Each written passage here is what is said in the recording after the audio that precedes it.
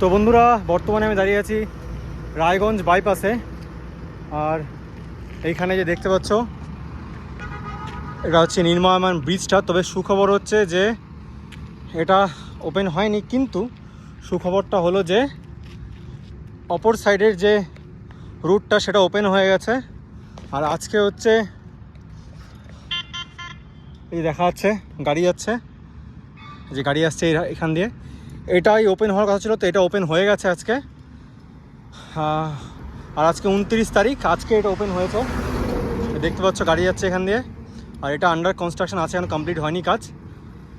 তো আশা করি তোমাদের ভিডিওটা অনেক হেল্প করবে। তো যদি এই শর্টটা তোমাদের হেল্প করে তাহলে অবশ্যই আমার চ্যানেলটাকে সাবস্ক্রাইব করো আরও লেটেস্ট আপডেট পেতে। আমি পরে একটা ফুল ব্লগ, ফুল রাস্তার ভিডিও বানিয়ে দেবো। এর আগে আমি বলেছিলাম, যখন রাস্তা কমপ্লিট হয়নি তার একটা অল্টারনেটিভ রুট বলেছিলাম, তো এটা ওপেন হয়ে গেছে। তো চলো।